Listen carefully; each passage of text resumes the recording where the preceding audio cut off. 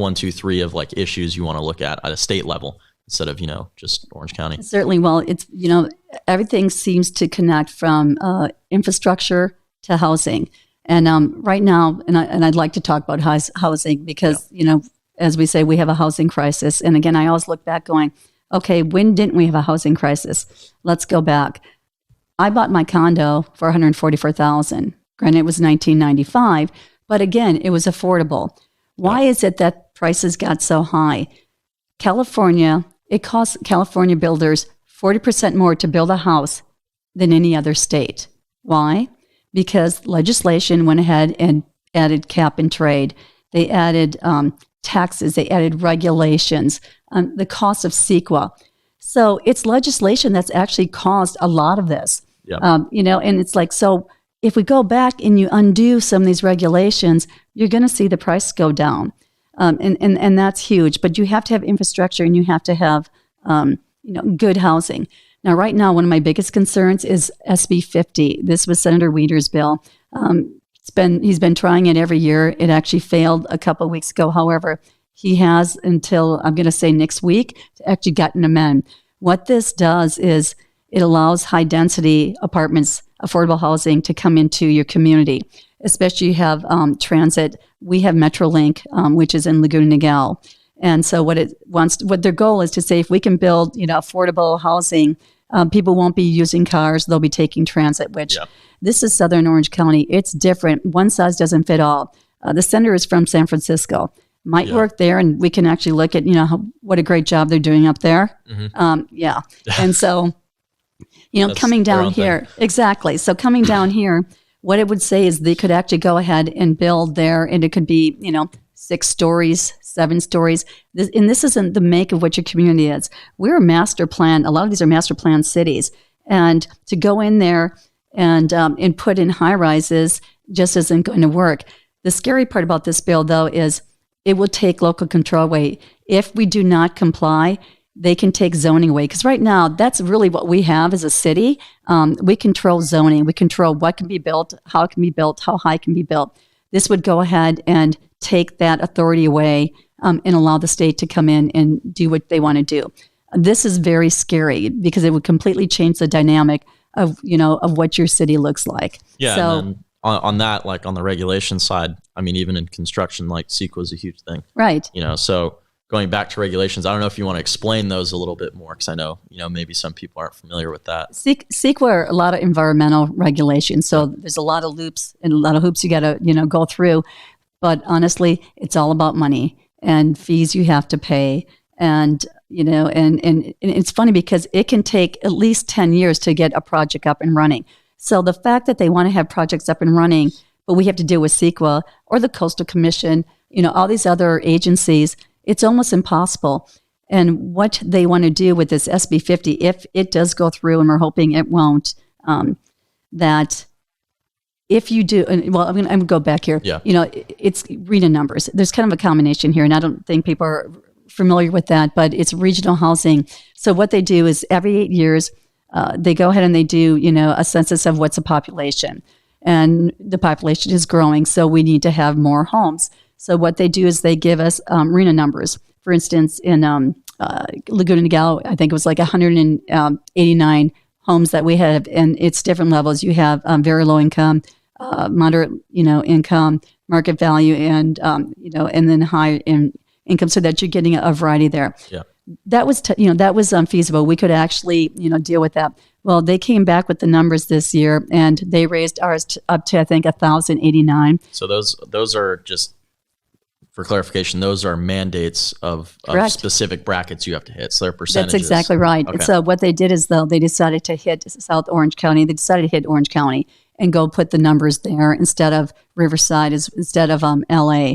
And these just, and these numbers, I don't know how they expect us to hit this. A lot of their areas here are already built out. Yeah. And they don't care, though. They'd rather build up. And I'm going to tell you what, single family homes, basically are their worst enemies. They don't want to see single family homes anymore. They think that everything should have, 200-300 units in it. And that's what we have to do. But the scary part is with RENA numbers, if you don't meet those RENA numbers, you can actually get fined over $600,000 a month. And that's going to the city, or oh yeah. So the state is going to find the city. Okay. Right. And so you're looking at this going, where does that funding come from? So they're going to find you $600,000 a month. What funding pool is that coming from? Is it specified, or do you just have to figure it out within your budget? Nobody has that type of budget. Well, I know you would sit there and watch. You would sit there and watch cities go bankrupt. So they've given us a number that just can't happen, and then they want to punish us for doing something like this. We all understand that we need to be able to do smart, common sense development, but let us do it the way we need to do it, that it will fit within our city. Again, we don't want to be San Francisco. We're different down here. So, but also you've got to give us the tools, like cities, SQL. You've got a lesson SQL, stop tying our hands so we can actually do it the right way. And also you look at the cost to build. What builder is going to actually want to build nowadays? Because it's cost so much to build, but they're only going to make so much money when you have affordable and all the different levels there. So again, you're giving us, an ultimatum, but you're not giving us the tools to be able to make it happen. Yeah. And so who do you go to at the state level, right? Because assuming you're going to win, where do you move from there? Who do you talk to try and get those regulations? Because I know when we go and develop like solar projects, for example, CEQA is a huge issue because we go develop out in the desert. They have Mojave turtles and a lot. And so for us, I'd love a break on that, but who do you go and talk to? How do you frame that conversation? Well, number one, you want to go with SCAG, and SCAG is really the one that's, is putting the numbers together. And again, right now, I know that a lot of the cities were basically saying this, we can't do this. And so what is, just really quick, what is SCAG? It's Southern California government, and so they cover the Southern California area right now. Okay, so it's a state level organization. But they also do a lot, right, exactly. And they also do a lot with transportation and infrastructure. So they represent us down here, but we need to be working with OCOG, Orange County government, as well as SCAG, and say, listen, let's be realistic. Let's look at what's feasible, what's not feasible. Common sense. I mean, you keep putting regulations that just we can't meet. Yeah. So going into what's feasible, it seems like they are pushing for multifamily, large developments. And how do you dampen that? Because, population's growing. At some point, you're going to have to build up, in some areas, obviously not all, obviously not, adding 1,000 high rises. But what would be your steps to, I guess, specific policy that would help that or help relieve that? Because you can't just get rid of everything. And I don't think you would even go for that. But what I guess would be the first sentence in the law that you'd go after and try and get deleted? Well, first of all, you talk about affordable housing. So right now, their goal is to be able to have people be able to live and work within their own community. But again, you have to look at the community. There are some communities that are somewhat bedroom communities. The jobs aren't there, and so there's a reason why they have to go out there. We're different down here than we are in Northern California, even Central California. And so you have to be realistic of, what is it that we can do? I'm like, let's look for jobs that we can have so we can keep people here. But there's also a point for me sometimes going that, sometimes why is it that everybody has the right to be able to live in a certain area? I think you have to look at what works best for you.